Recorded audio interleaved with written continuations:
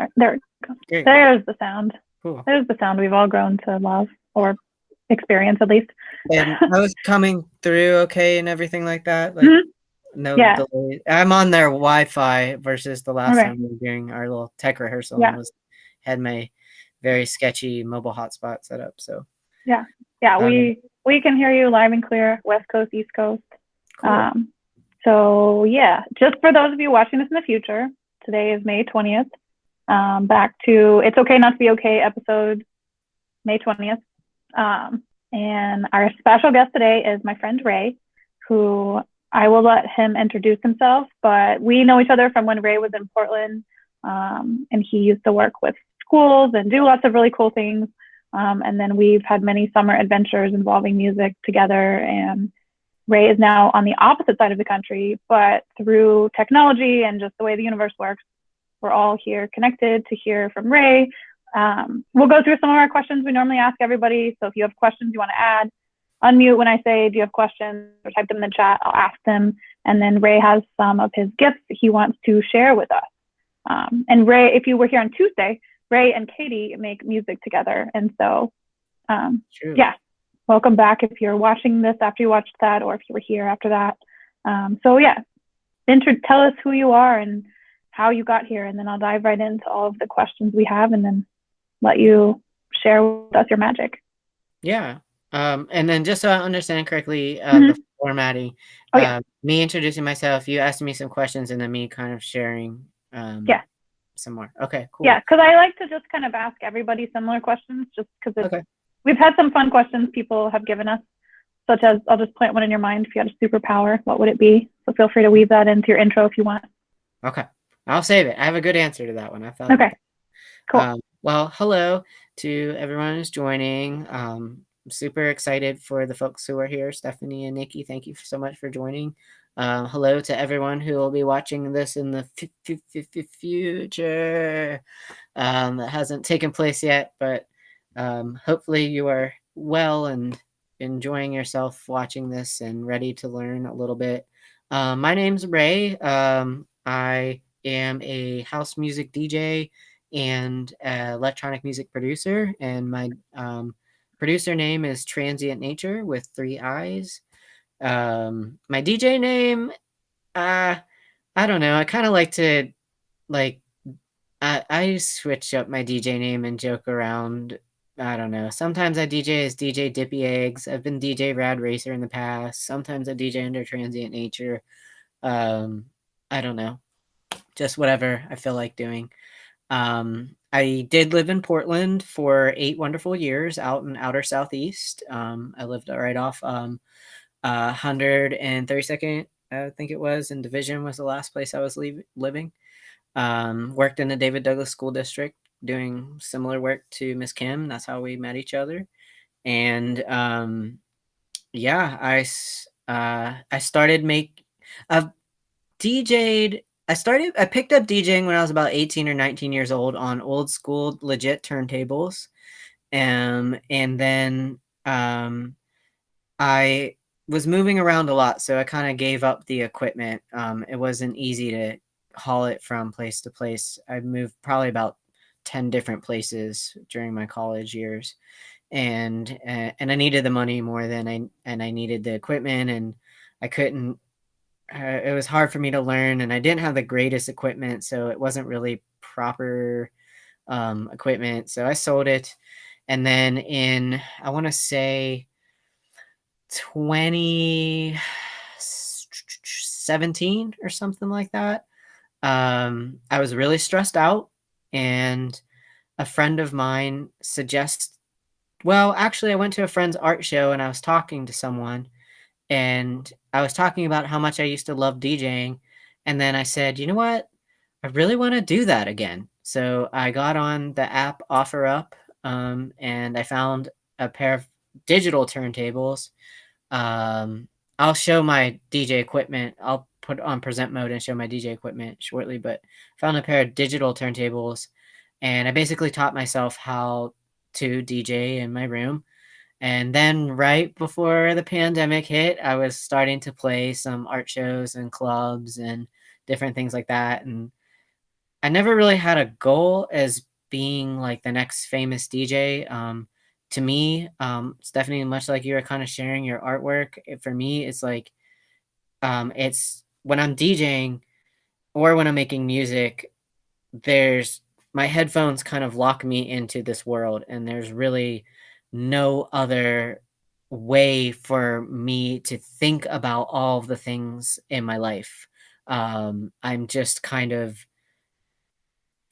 completely focused, and especially DJing, because you have to be completely paying attention to the music and trying to match them in your headphones if you're doing it the traditional way and not cheating and using a computer and being a computer DJ. So that's kind of how I got back into it. And this past year during the pandemic, I finished and produced a 5-track EP called Searching for Something. And I'll be talking about that a little bit later. So that's kind of a little bit about me. I left Portland in December of 2019 to care for my mother, who was diagnosed with leukemia in November of 2019. And very sadly, I just lost my mom on Sunday. She ended her battle with leukemia. But I'm still glad to be here. And I know that mom is right here. She was always proud of me for sharing my art. And I know that she's really proud of me for talking to people about how to relieve stress and how to do the things that they love. So, while it's kind of a sad time for me, and that is why I would love to be in my fabulous art making room in my house, but I'm in my parents' wood paneled basement, which is not my normal spot, but I'm here with family right now. So I'm hoping to get now that this chapter in my life has just ended. I'm looking to go back to the West Coast soon and continue to make music out there.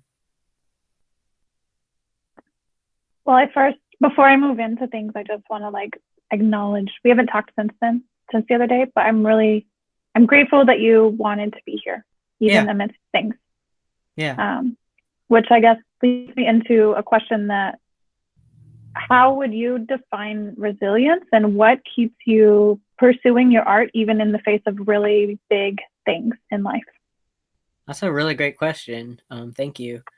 I guess I'll just openly share that I'm also a transgender person. I was born female and I transitioned to male when I was 23. So for me, that's the biggest example I can personally give is resilience. It comes more from that story as who I am than and kind of from my art. But for me, resilience is it's when everything in the world is telling you that you're wrong, or that you shouldn't do what you want to do, or that you don't have a right to do this or that, or that things seem out of reach, or this, that, and the other thing, that you ignore all of that, and you have a core in you. Everybody does. Everybody has a center that you know who you are, you know who you want to be, you know what you want to do. Sometimes you don't, but if you quiet yourself down and you really actually listen to that, yourself will speak. And resilience is the courage to listen to that core and to believe it, and believe the things in yourself, even if what you look out and see is completely different than from what the inside is telling you. um, you keep moving forward one step at a time with this core driving you forward. um, so that's how I define resilience. And could you please repeat the second part of your question? Yeah. The second part, I guess, is just how does it apply to you still pursuing either your art or just being yourself when life brings life? I wish I was in my art room, because I have this amazing picture. I've always had it. Gosh, maybe I can send a picture of it to you, Kim, and somehow it can be worked into this and the edit. But during Hurricane Katrina, there was a photo taken of a man, black guy. He's sitting outside of his house. His truck is upside down. His house is completely smashed. There's stuff everywhere, and he is sitting with his drum set, and he's staring straight forward out into space, really. And I've had that picture since Hurricane Katrina, which I believe was in 2005. Hmm. So I've had that photo since around 2005. So, well over 10 years. And to me, that's what resilience in art is. It's when everything is falling down around you and things are literally upside down, you sit down and you make your art because you just have to. You have to keep going. You have to keep creating. If you don't, then those outside forces kind of win against you. Um, so yeah. That's so poetic. Um, let's see. If you have, do you have a superpower that you would want? Yes, I do. My superpower would be to be able to like touch someone or like put my hand on their head or their heart or their shoulder maybe, and give them the ability to see how other people see them, for better or for worse. That's amazing. Yep. I really wish that people could. I think people would, um, if they could see how other people see them, it would either help them love themselves better or make big changes if they were a big jerk. Mhm. Yeah, yeah. Some people have a hard time with the mirror. Yeah. Yeah. Let's see. What have you learned about yourself in the last year through, or year and a half, through whatever, all the things that have been opportunities for us to learn? Oh my. Well, everybody's had their experience with the pandemic. Stephanie, whether you're 16 years old and you're a student, and you had to switch on to online learning and figure that out, or and or Miss Cam, you've always obviously had to pivot and work and things like that. We've all had this experience. Myself, I had to travel back to Pennsylvania. As I mentioned, I am transgender and I left here when I was 18 before I transitioned. So I had to come back and sit with my past in a way. When I came back here, I got my passport and I really thought that I would be here helping my mom, and then like maybe I would just book a flight to who the heck knows, maybe Cancun or something like that, and jet set and then come back. And I like to travel cheaply. I'm kind of like, I can live on bread and whatever, and um, you know rice and beans, whatever it is. But those opportunities were not available in the pandemic safely. And I had to be extremely quarantined because my mom had leukemia, so she was extremely susceptible, and she also has a condition called COPD that affects the lungs. So she was extremely vulnerable to COVID. So um, I sat in the place that I grew up, and I sat in my past, and I sat in a place where I previously was pretty unhappy, actually. And when I was living here, especially living here as female, I was not the person who I dreamed of being. I was not the person I wanted to be. I didn't have the resources. I grew up really poor, so everything I wanted to do, I wasn't allowed to do because we didn't have the money. And um I again, like, kind of talking about the mirror, like I had to like turn the mirror back on myself. And so what I learned, honestly, I honestly don't, I'm not sure I've mined this experience for all the lessons that are in it. Um, my mom was sick, so I learned what it was to show up for family, even if it means putting yourself on the back burner. With my music, I guess I learned my own inner strength, because I was here isolated, dealing with the hardest situation that I think I will ever face in my life, pretty much largely alone.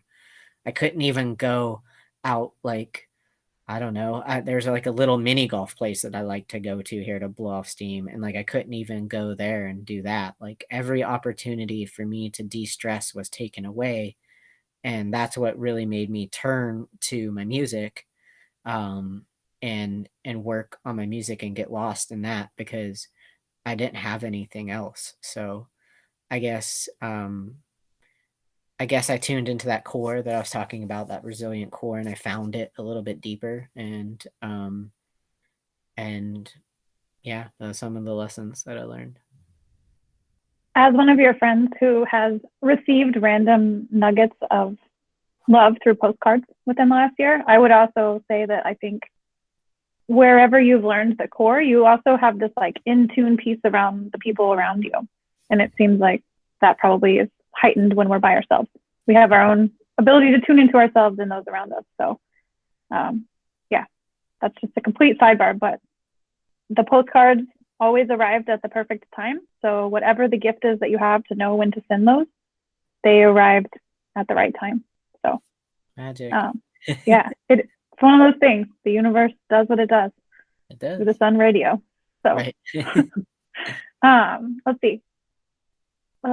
Another question someone who might watch this later will want me to ask is, would you, if you value Harry Potter houses, which one would you want to identify with or live in? Or which one are you? Like, they would ask that way. Do not value Harry Potter houses for the reason that the Harry Potter author is a known extreme transphobic person. So personally, I'm not a Harry Potter fan for that reason. And additionally, I like sci-fi fantasy stuff. Like I love space stuff and aliens and all that kind of stuff. But I never got, even before she was, J.K. Rowling was said horrific transphobic things on the internet. I was just never a fan. But so I don't know. Maybe I'll, and that's not to say that it's wrong for people to like Harry Potter or whatever. They should burn their Harry Potter books and be like trans rights. But maybe, so some people can separate the art from the artist. That's another interesting take on art. Like what does happen when you find out terrible things about the people that you admire, like they go to jail for some horrific crime, or they're beating up on their spouse or whatever it is. How do you still appreciate the art for what it was? Can you separate the art from the artist, all of that? So I don't know. Yeah. Maybe at the end of this presentation, someone who's a Harry Potter fan will have some insight on who they feel I am as a Harry Potter character. But Yeah, no, I appreciate your honesty too. That is thank you. And I do, that conversation could probably be a whole conversation on the art and the artist, because I also imagine that for people, I vary between people that I like of things, but I imagine that if somebody were a fan of someone for 25 years and that person influenced them, and then they learned that that person was not healthy, that it might change some things. Yeah. But let's see, moving into more of like thinking of music as a tool and things outside of music, are there other self-care practices, or however you would prefer to define that word, that you use as tools that you might recommend to teenagers who might feel like they don't have many options? And I ask that in the sense of like whether that be a teenager that's at home online for health reasons, or a teenager who doesn't have a driver's license and doesn't live somewhere they can walk to things. Like, are there tools that you have that you would want to encourage them to also try using for resilience? Well, I would say two things. I don't, instead of saying like tools, like, I'm sure if anytime you've ever listened to something about self-care or whatever, everybody always says the same things, meditation and, eating healthier, yada, yada, yada. So instead of like tangible things to do, I wouldn't offer that. But what I would say is unapologetically do the things that you love, and understand that what you do to survive when you're feeling low, you don't have to do it to please anybody. If surviving this past winter looked like laying on my living room floor for most of the winter. I was really depressed. and it's okay. It like the whole theme of this, it's okay not to be okay. And if what makes you feel better is to lay on your living room floor, lay on your living room floor. If what makes you feel better is to watch 5 hours of cat videos, watch 5 hours of cat videos. Do I think you should spend 3 weeks watching 5 hours of cat videos? No, probably not. If it's going to keep you alive to watch 3 weeks of cat videos, and maybe in like the sixth week you'll feel sick of them and want to do something else, then do that. Like literally, and do anything and everything that your intuition is telling you feels good and feels right to survive, even if it doesn't match up, even if it means that you have to tell other people, sorry, I can't hang out, or sorry, I can't help you with that. Put yourself first. You really, truly have to take care of yourself first, and learn and spend some time learning about boundaries. Boundaries are really important, and if you've not really understood that or heard that term, it means you define who gets to access you. Maybe you have a needy friend, or you have a boyfriend or a girlfriend, and they get upset if you don't want to hang out or whatever, or your mom or dad, or whoever you're living with, grandma, auntie, whatever, is like, you know, always on your case about something. You get to decide for yourself your how you move about the world, what you do, how you spend your time and energy. We all have responsibilities. Obviously you got to go to school, just like I've got to go to work. Um, but even if, what that could look like is, if you're in class and you've been struggling, set a boundary with your teacher. Say, hey, I know that you really want me to, you know, be participating in class and raising my hand, but just to let you know, I'm feeling really down, and you might not see that from me today because I can't give that. Learn to advocate for yourself and speak up for yourself and take care of yourself. And like I said, in whatever ways that looks like, because you'll come out of it, in the roughest parts of it, you'll come out of it and you'll get to a better spot, and you won't be watching cat videos for the rest of your life. You'll eventually put the phone down, and you'll go outside with your friends again, and you'll smile again, or whatever it is. But in the moment, if you need to do it to survive, do it, and just know that your survival is the utmost important thing. And And, and you'll have a lot of cat videos to share with your friends if yes, you, exactly. which is useful. And Memes and cat amazing. videos are kind of, pandemic survival. So if you've got nothing else from everything that I said, just watch cat videos. That's basic. Mm-hmm. That was basically the message that I was Yeah, that's fine.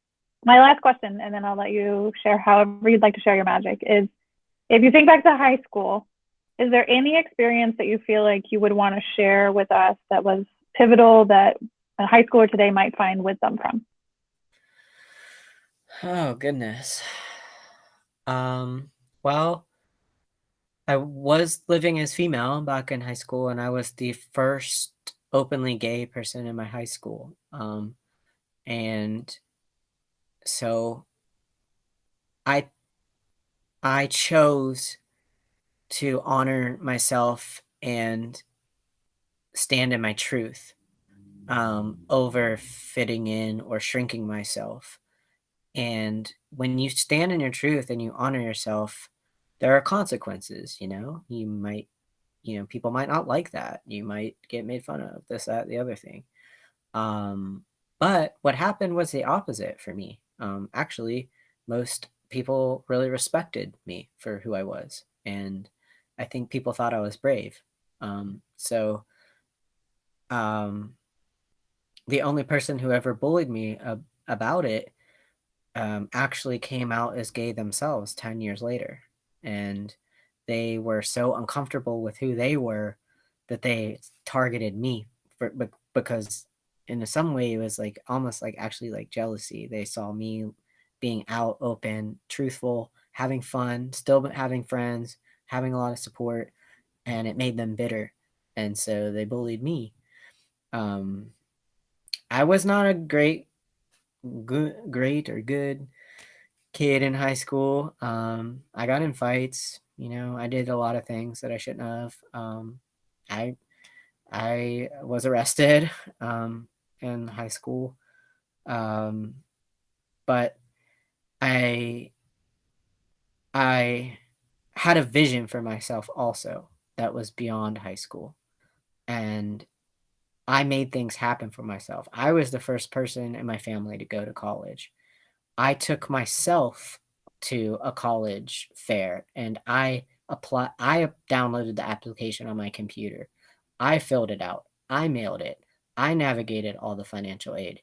You can do it. If you have a dream that's beyond high school, hang on to that. And your life is more than just high school. And especially if you're kind of miserable in high school and it sucks, um, find something beyond it and hang on to that. And you guys are way smarter. I mean, when I was in high school, I had the big, we were kind of talking about this before the recording started, but I had the big, you know, computer screen that connected with a cord it couldn't leave my room in my pocket, like my phone or my laptop or my tablet. Like it was like, it was at my computer desk. And, it was, had the dial up sound and stuff like that. Like, so, I didn't have the resources back then that you all have now. You guys can, if you want to become an astronaut, all you have to do is start that journey with a Google search. And like, how do I do it? Simply, if you have a dream, type how do I dot dot dot whatever it is, and that first click that you take is the first step towards your dream. Then take another step, then take another step, and just keep going until one day you arrive there. And you will. If the key is to just take these little baby steps and eventually get there.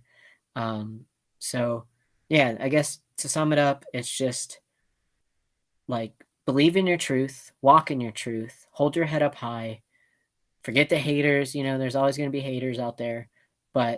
And if you have a dream that's bigger than high school and you don't have especially if you don't have a lot of adults around you that maybe they love you and they support you, but they don't know how to help you with your dream, you have everything that you need inside of you to do it. And I'm proof of that because I took myself to art school and I left my little town and my dumb high school and all of it behind, and I walked forward on my path, and I made it happen entirely for myself without the support of adults. And in fact, my school counselor told me that I shouldn't go to college because it was too expensive for my family.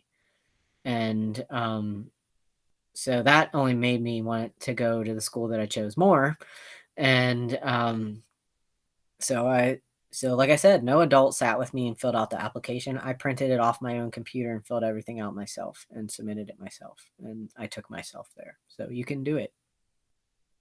And I would say I won't ask you this question unless you want to weave it in. But the other thing we often ask people is like, how has your life been different than you imagined? Which was an early on question. And then it felt like all of our lives are different than we imagined. But they can be what we imagine if we take those baby steps. That's what I hear you saying. Yeah. Like, no dream is too big of a dream if you take the steps. You might need to pivot. GPSs just pivot. Sure. And it's like anything you want to do, it's like things can feel overwhelming. Like when I wanted to go to college, like that's the big picture, right? But like the very first step, like I said, just get on Google. How do I find the answers? And when you'll be surprised how things tend to fall into place when you have a vision that is right. And also, I would also offer not to get completely narrowed in and hung up on a vision. Maybe you have it in your mind that like you really want to go to this specific art school, but then like you don't get accepted, right? Well, okay, it's not meant to be, but it doesn't mean that your dream is over. How can you take take more steps, and you always got to trust. I really do believe that everything happens for a reason. So you always got to trust that even if it didn't work out in the way that you originally envisioned, it's okay. It just means that something different that's more aligned with that the best possible outcome for you is what's in store. So wise. We could talk for hours. But pivoting to music and production and all the things, like, yeah, tell us what you have to share with us, and I will give you the reins of things. Right. Let me know if you have tech questions, and if other people have questions, type them in the chat. But the time is yours, and I am here. Okay. Well, like I said, I'm a producer. I'm going to go ahead and do my presentation screen. I'm going to do my entire screen, which is a little different than what I did last time. Share. Okay. Okay. Can you guys see my screen? You should. Oh, wait. It's going. It's going. Yes, we see ourselves. And then once you switch to whatever you switch, I'm sure it'll be there. Okay. So, like, can you see my screen now? Yep, I can. Yep. SoundCloud. Okay. Perfect. So, this is the album that I made. Well, it's an EP, which an EP is like usually, I don't know. You would need to look it up, but it's like, I don't know. I want to say 4 to 6 tracks long or something like that, and under 45 minutes or something. It stands for extended play. So it's not quite a full album, but it is a piece of music. And so I started making this when, I'm going to come back here. Okay. We can all see each other again. Yeah. So I started making this, when I lived in Portland, actually. And the first track that I made is called, and this is an entire journey. I really wanted the art piece to have like kind of a narrative feel to it. And the first track, E-Ticket for a Space Trip, which I'll click on, and this is artwork that is all free online, so it's free for use. This is what's in a genre. My genre of music that I work in is electronic music. I don't know if you guys are into that or anything like that. If you've ever gone and heard like dance music or club music, then you've kind of listened to electronic music. I've been an electronic music fan since I was 16 years old. Back then, again, when we were all sitting around our ginormous, ancient computers. Our computers used to be so big that our families had, my family didn't, but some families had computer rooms. They would say, "Oh, we're in the computer room," and it was like literally, it was an office, but then like back then for some reason everybody called them computer rooms. So we were in my friend Nathan's computer room, and he played me electronic music, and I'd never heard it before. And I was just completely oh, thanks. I was just completely blown away by that. I never heard anything like it. It's the genre that I heard, which if you guys want to look up these things, and forgive me for saying you guys, I mean to say you all. I'm trying to be,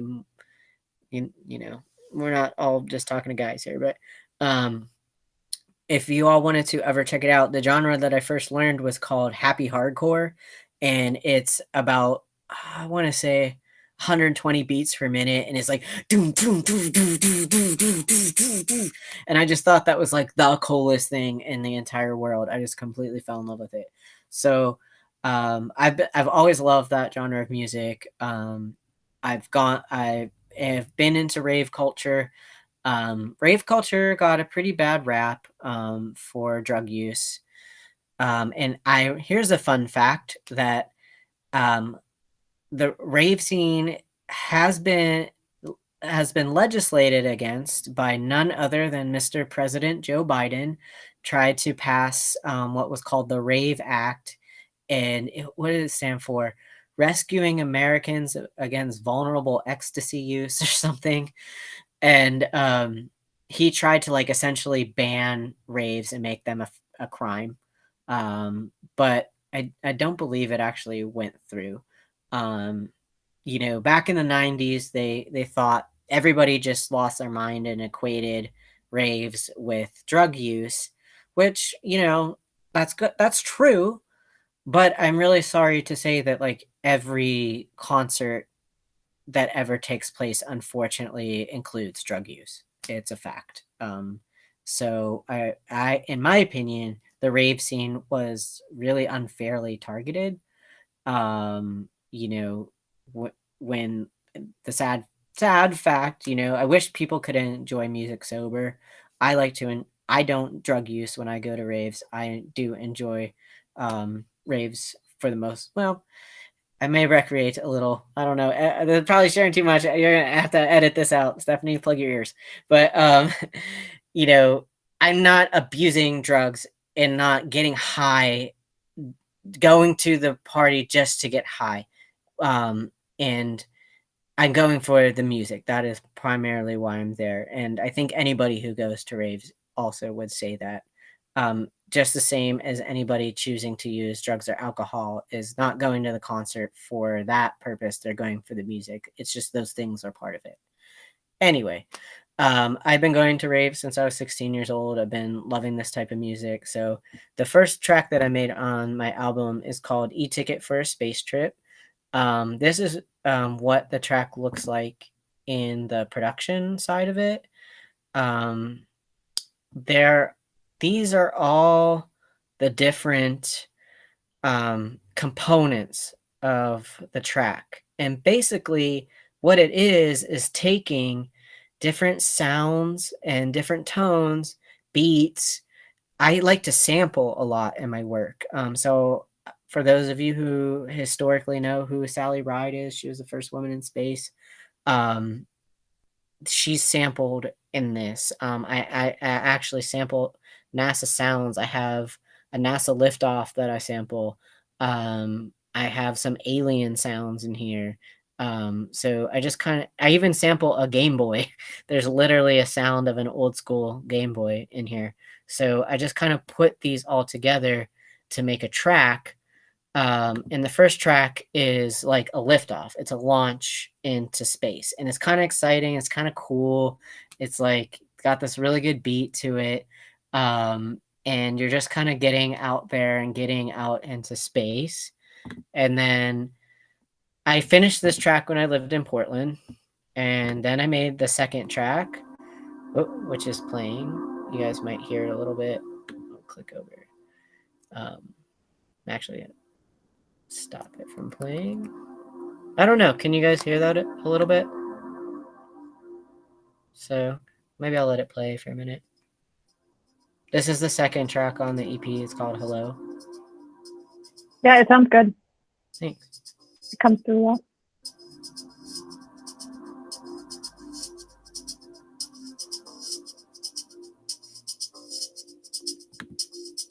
Skip it forward a little bit.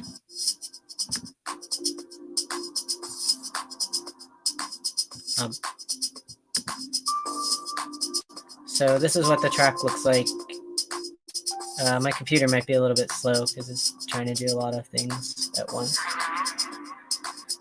So you can kind of hear that I kind of sampled that voice, that hello voice. I kind of sample some telephone sounds in the end of it. And in terms of this is taking a minute.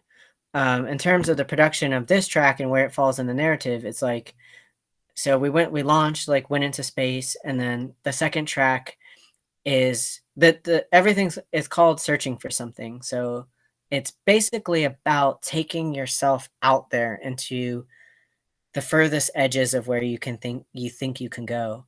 And the first track is the launch. The second track is you're kind of starting to lose a little bit of connection to everything that you knew. And but you're still kind of reaching for that. You're looking around like, hello, who's there? Who can I connect with? How can I connect? So that's like what the second track is about. Here is what the second track looks like in production. So there's the different beats.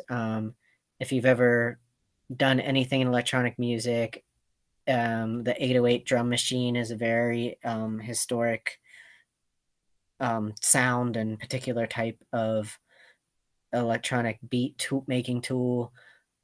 This is a piano. I literally set in, whoops, that's the actual instrument. You can listen to a track solo.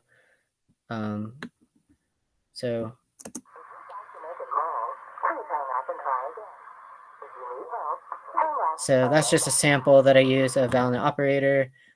So that's what the track looks like in production. And it's kind of got a beat to it, and the genre of that track is called chill out, and it's just like, melodic and soothing and stuff like that. And then the third track, I'm gonna pull it up in production so it can load, is called Code Blue. And actually I'll jump back here. It's called Code Blue, and that track I did work on during the pandemic. And at first I started it when I lived in Portland, and then I moved back and I picked it back up during the pandemic. And at first it was an experimental track that just had these sort of like alien sounds. I really like aliens. And it had like these alien sounds to it. And I was just going to have it be that, but it didn't feel like quite finished. So I added some beats to it, and I even added a guitar riff to it. And for me, like in the terms of the narrative, we have the launch, we have like the starting to lose connection. And in the EP, this is where things like really get real. And for me, this track is where you face your inner demons. It's a pretty intense track, but that beat drives through the whole track. And that's what was missing. It kind of even though you are battling your inner demons, even though all these sounds are going on and everything feels chaotic and lonely and scary, that's what I wanted it to sound like. You still have that thing that you're still coming back to, and you're still driving yourself forward. So this is what that track looks like in production, and I'll play a little bit of it.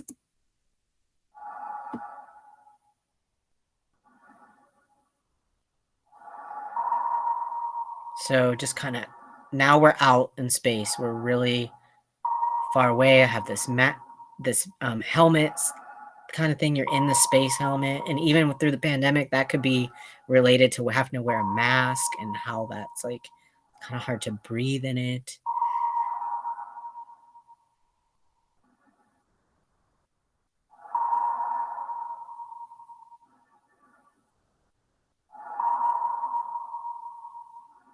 And I like to have these like kind of drawn out. This whole EP is an experience. It's not just like something you pop in your CD player or your MP3 player in your car and like take off and listen to. Like, this is meant to be sit down and like go on a journey with this. And is all of this software free? It is. Yeah, I'll talk about that once I finish up talking about the track or all the tracks in the album. Cool. Thank you.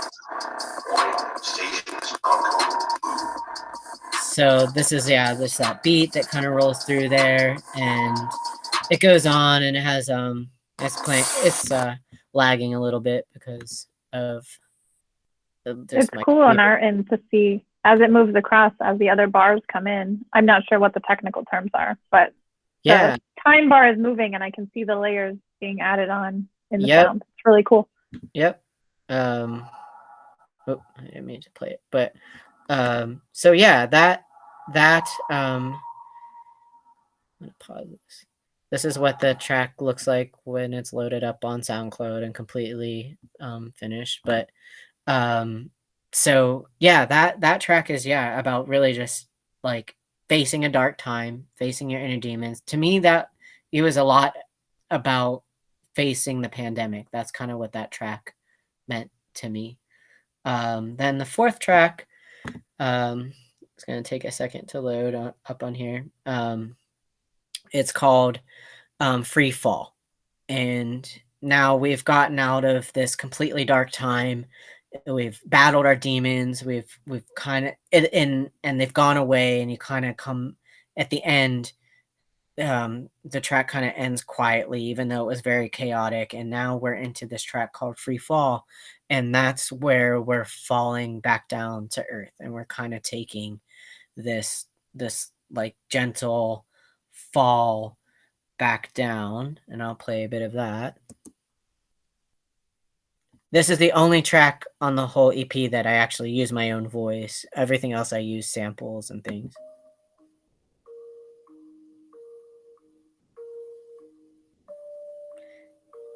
It sounds really not great because it's not meant to be played on my laptop with these tiny speakers, and that crackling you can hear is like actually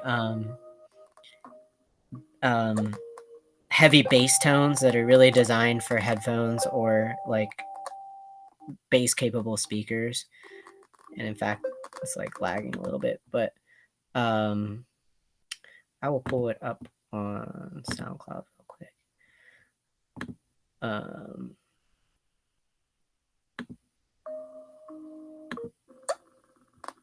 Experiences no sense of freely falling on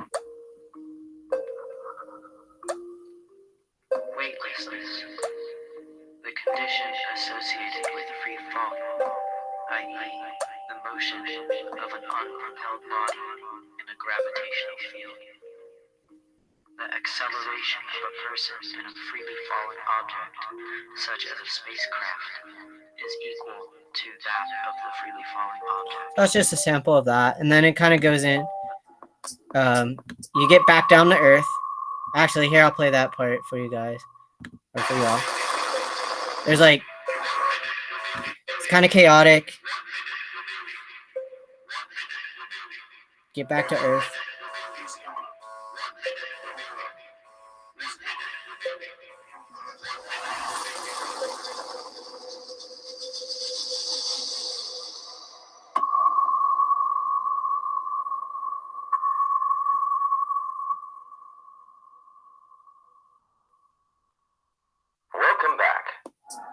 So then it just kind of goes in this dance track. And for me, the artistic message of that piece is that you're like taking the slow fall down, and then you do just land back, and you're kind of like getting like back to earth, and it even kind of ties into like coming back from the pandemic. We spent all this slow, sleepy sort of time, and then boom, everybody's getting their vaccines, and it's like we're back. So that's what that track's about. And then the last track that I worked on is called, actually, I'm just going to bring it up in SoundCloud. It's called The Reintegration, and that track is specifically about coming. It started off, actually, I started it in Portland, and in terms of taking this journey into space and coming back, it was about getting back to the daily grind. But when I did not finish that before the pandemic, it very much shifted to being about reintegrating into society after the pandemic. And it's a really uplifting track, really happy. I sample a beach party in Africa where this guy's just like playing music and having a great time. So that's kind of that track. I won't play that one for you guys, but if you're checking out the album afterwards, you can play it. But what I want to say is that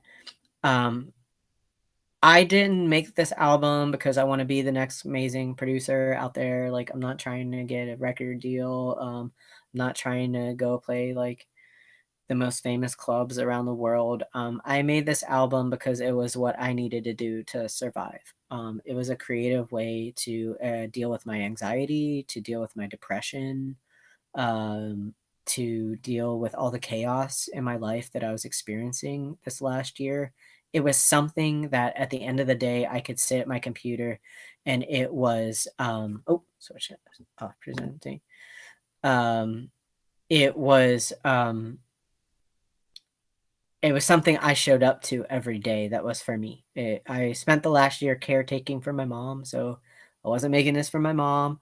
Like I said, I wasn't making this to get famous. I was making this because this is what my survival looked like this past year. I used a free program called Soundtrap.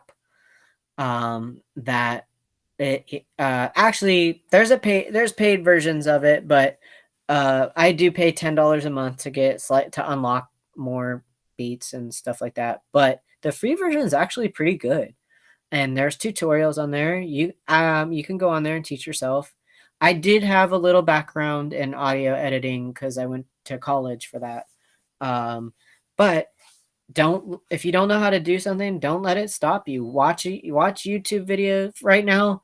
Also, something I learned to do during the pandemic was like fix motorcycles. I bought a motorcycle and I have it torn apart in my kitchen right now, and I'm watching YouTube videos learning how to put it back together. Nobody taught me that. I didn't go to school for that. It was something that I wanted to do, and I decided that my survival looked like riding motorcycles. And motorcycles, unfortunately, sometimes your survival looks like watching cat videos, and that's easy. Sometimes your survival looks like doing things that aren't easy. And sometimes nobody's around to teach you the things that you want to do. So thankfully, we live in an age where like I said, there's a million resources at your fingertips. Look it up on YouTube, look it up on the internet. If there's books available, get that. Do whatever you got to do to figure out how you want to do what you want to do. And I think my EP is pretty good. I think my motorcycle maintenance is pretty bad. Like my motorcycle's been sitting for a long time in my kitchen while I try to figure it out. But I'm not afraid to do something badly, because who cares? Like I said, I'm doing it for me. And the only way that you're going to do something better is if you keep doing it. If you don't do it, it's going to remain bad. So if you're setting out, if tonight, after you watch this, you decide to go to soundtrap.com and set up an account and fool around with this, and the first song that you make is like, I don't think that's going to happen. I think if you try to make music, it could be exciting, and like maybe electronic music is not your thing, or DJing is not your thing. Soundtrap is best for electronic music or hip hop. I will say that. But maybe you really want to learn how to play guitar. Well, save up some money. Like when I bought a guitar at the pawn shop for $40 this past year. I'm sure you could find a way to come up with $40. Do what you got to do to get yourself what you need, and just go for it, and without fear of looking bad or being bad. Because if you come to peace with the fact that you'll probably be bad at something and you give up caring about it, then eventually you might be bad at first. It's all right. But then you one day you won't be. And one day you'll be really happy with what you've done. Everybody has humble beginnings in everything that they do. So I've learned over and over the lesson that most of the cliches are pretty true. And as you were saying, I was like, all people always say Rome wasn't built in a day. And it's true, but it was built day by day. Exactly. And if people had stopped and said like, well, half of this looks, gotta just keep swimming. You really do. One little step at a time. It took me almost 2 years to make a 5-track album, but I did it, and I'm proud of it. And it took me 35. Well, I got my driver's license when I was 16 years old. I've always been interested in motorcycles. It took me, almost 20 years before I got a motorcycle, but I did it. And, So let's see, this isn't a music question, but the question that came to me is like, what are you most proud of yourself in life in this moment in time? Honoring my truth always, Mm. and not not changing myself ever to fit in for someone else. Um, that I've done that at work. When you and I worked together, Kim, sometimes I wasn't very popular among the higher ups because I kind of told them my truth about some of the parts of the job that I felt were unfair and were wrong. Um, if I see truth, I speak it. And if you want to hear it and you're going to stick around and hear the truth that I have to say, great. And if the truth scares you, then bye. So I'm not afraid of the truth, and I listen to my truth. And my truth told me that I needed to leave Portland and come take care of my mom. My my truth told me that I needed to live my life as a man instead of a woman when I was born that way. My truth told me I needed to go to art school when my counselor said it was too expensive, and everybody in the world tells you they can't do anything with an arts degree. Um, you know, I I live in my truth every single day, and yeah. Do you have I an album that you? Oh, go ahead. I think Nikki had a question in the chat that I Oh yeah. didn't answer, but it popped up and went away, and I Oh missed yeah. There was a couple. Let's see. One of them was, do you give people the story behind the music when you publish it? The other one was, what dream are you moving towards now? it. The first question, I do have a website, and I think it's included in the description of this event. So yes, like on the website, each track has a description of like where it came from and stuff. But I also really like people to just kind of go on their own journey with the music. This EP is really about taking a journey. That's the core narrative of the piece, and that's the whole point of sitting down and dedicating 30 minutes to just listening to it start to finish. That's the way that I recommend people listen to it. So yeah, I share, but um, you know, if people don't ever read it and they just take the music for what it is on their own terms, and that's cool too. And I'm sorry, what was the second half of that question, Kim? The other or second half of the question was, like you said, you encouraged us to dream and shared how important it is. I'm curious with all that you've accomplished, what dream are you moving towards now? Oh, well, um, now that this chapter in my life of caring for my mom has concluded, I want, I would, my next dream is I am going to return to the West Coast because West Coast, best coast.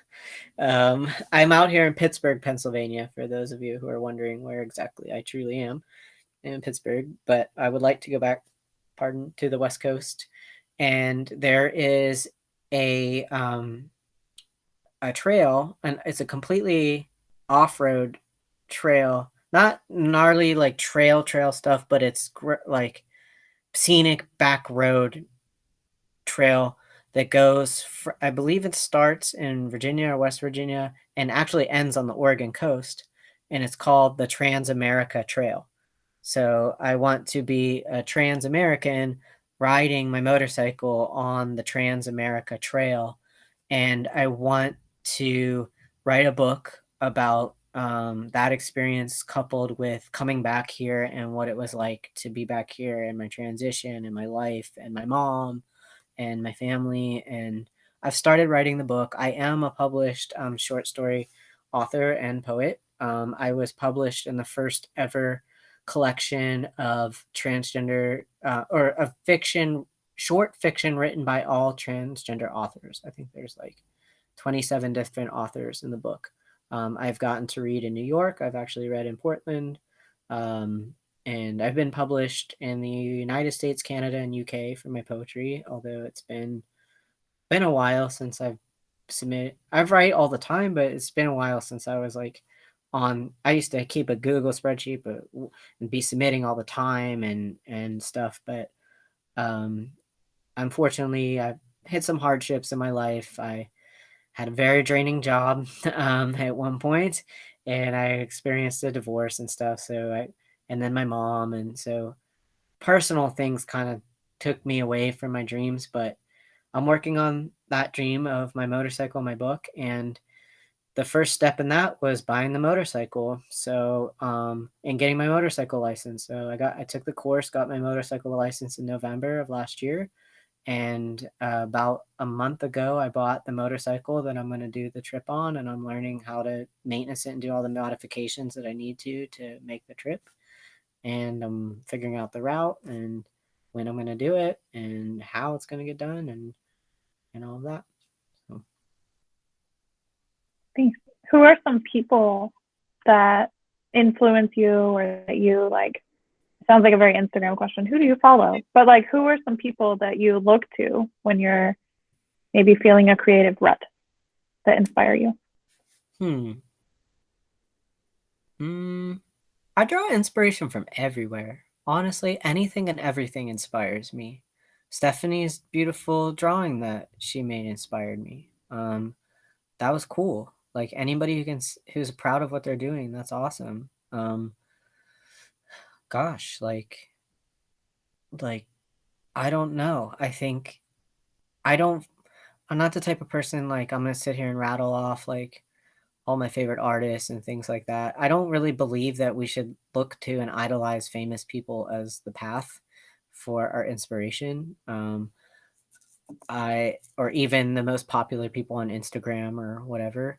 I believe that, you know, the last moments that I spent holding my mother as she passed away, that was an artistic inspiration for me because that was the ultimate experience of life and death and beauty and the culmination of a person's existence and things. You know, in my, like I said, like in my music, I even sample like little Game Boy sounds and stuff. That can be anything. Anything's inspiring. I think the trick is being open. And when I feel like I'm in a creative rut, then I know I'm just gentle with myself. I guess the one person that I will mention that I am very inspired by as an artist is she's a theologian and performance artist named Trisha Hersey, and she is on Instagram as the Nap Bishop in the Nap Ministry. And she is a Black woman living in Atlanta, but she's from Chicago. And she really believes and she makes all of her art about rest. And she created that because as a Black woman, she believes that her enslaved ancestors in our country's dream space was stolen. So she creates sacred art around her own rest and dream space as a way to honor her ancestors. And she's been able to, that's the base and core of her platform, but she's been able to elevate that and extend that to anyone who resists these systems that we live in. And it's kind of like I was saying about that core. You have that core, but if you're surrounded by a lot of noise or other influences and all these different things, you're going to drown that out. And what she's saying is that you got to get quiet and you got to rest and honor yourself and your body, and then things will emerge from that. It's like a spring, kind of like if if you're walking through the woods and you got your music on and you're talking on the phone and this, that, and the other thing, and you're whatever, and you're looking for a quiet place to sit, it's like you're not going to find that unless you actually get quiet. You know what I mean? So I don't know. It's a weird metaphor, but yeah. No, it's a great metaphor. Yeah, that is one person who I've been extremely inspired by. Can you say her name one more time? I'm sorry. Sure. It's Trisha Hersey. If I can find that, I'm not so savvy on here. If I can find the chat, I'll put it in the chat. Can't find the chat. I'm not good at computers. I can find it. I'll message it in. to Miss Kim and with all the links and everything. Oh, I found the chat. I'll put it in there.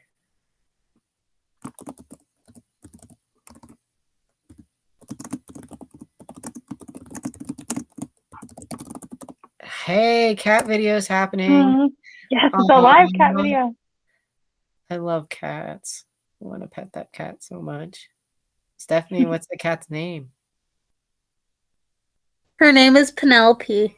Oh my gosh, Penelope, yes. Love it. But some of us call her Fuzzbutt. Of course. She's back for more. Hi, Penelope. I saw a cat video. This is somewhat off topic, but not. That sometimes the reason that cats sit on people's laptops is over the last year, according to this one blog post on the internet, so might not be true, is that cats like to mirror their humans. Oh. And so this person set up a second laptop next to them, and the cat sat on that laptop while the person was at their laptop. Oh my gosh, that's amazing. And again, could have all been fake. Even if it was a great, really funny story to consider. I thought it was just because keyboards are warm, but I don't know. I kind of feel like or because they wanted attention. Yeah. Or because cats do whatever they want to do whenever they want to do it. They pretty much do. So. Which I'm inspired by that as well. Mm-hmm. Nature is a good inspiration. I have 2 cats. What's your other one's name? Lily Pad. Oh, sweet. What do they look like? Okay, cat pick coming up. Okay. Well, I have way more time if we want to use more time. I know that some people have a class at 5, so they'll have to go. But I'm here to hang out and chill and see if other people have more questions. But before we do, I'll probably click stop on the recording in just a few minutes. But I am sure that anyone watching this time out. Really, really grateful. Time out for the cats. Zoom in. I can't see. Oh wait, it was on the bottom. Also, that's a cool. Well, I also like your phone case. That is awesome. Oh, that's so cute. Calico. We don't know what that one is, but the other one's like a Mancoon. Right. I used to have a Mancoon as well. How old are they? I don't know, but Penelope probably isn't going to get as big. Okay. I don't think. But Lily's like a normal cat, but we don't know what kind of cat she is. Cool. Yeah. I love it. How long have you had them? For a long time. Oh, really? Yeah, we got Penelope because Lily was biting us out of nowhere. So now she bites her sister. Oh. Yeah. Sounds like a very sisterly thing to do. They play around, they bite, they chase, they roughhouse. Cool. Yeah. They like grocery baskets and hampers for some reason. Yes. That's a cat thing to do for sure. Yeah. I've always had a cat until the last couple of years. And I almost got one recently, but I didn't. But I really want one. They're so cute. Take the cat on the motorcycle ride, maybe. That could be an experience. I'm not sure if I would recommend it, but it would be a good story. Penelope belongs to my brother. She's claimed him as her human. Yeah, animals do that. They do kind of claim they're humans for sure. She freaks out when he's gone for an hour. No. So I'm wondering how she's gonna freak out when he's gone at school full time in September. Yeah, gonna be an adjustment. Sometimes they claim new humans, though. They kind of warm up to somebody else, Mm-hmm. Well, thank you for sharing your beloved cats. And your art. Yes, and your art. Yeah. I just like to color. It just relaxes me. And yeah. Well, I like to color, too. I also like to paint. I have a painting thing I'm working on. My nephew's having a baby in June, So I'm painting this really cool shelf. Just making it fun. Yeah, my nephew's having a baby in June, so I'm painting the shelf. And I also like to paint. oh my gosh, that's awesome! Can you put it closer so I can see? It's supposed to be Wow. a moon and stars, but I don't have the normal stars. I definitely got that, and I love that it's like the crescent moon as well. And I did this not that long ago. What's that? I did this not that long ago. It's amazing. Thank I you. really love it. Oh yeah, you brought that one. Yeah, I like that one. Yeah. I love the moon and the stars. So. Stephanie, you're awesome. Don't ever stop making your art. And I love that, like, you show up to things and that you're engaged and, like, really, you have no idea how big of a skill that really is and how far that will actually take you. Yeah. Really. My art teacher, Miss Gibson's probably going to be impressed what I've done. Yeah. During this whole thing. Absolutely. Yeah, that's awesome. I think that's fantastic. I just do this stuff when I'm bored. Well, you know what? That's so awesome because you could be like watching cat videos for 3 weeks when you're bored. You know, or but you're making TikToks. Art. What's that? I said, or cat TikToks. Exactly. Mm-hmm. Exactly. Mm-hmm. But no, you're choosing to make art and you're choosing to do something with your hands and your brain and connect with things. And my brother, he's obsessed with Rubik's Cubes. He can't go anywhere without them. Cool. Rubik's Cubes. Does he solve them? Yeah. Whoa. I've never been able to solve one. They frustrate me. I give up on them quite easily. I don't know how he does it. It's probably super relaxing to him. That's probably like the thing that calms him down. He has so many of them. Are they different? Yeah. Okay. You see these ribbons? Mm-hmm. They're from the Special Olympics that I've. What do you compete in? I did the running long jump, softball throw, and one of the runs. That's cool. Was that within the last year, like before the pandemic? No. My brother. Dropping in, saying what's up. Yeah, being annoying as usual. So your younger brother or your older brother?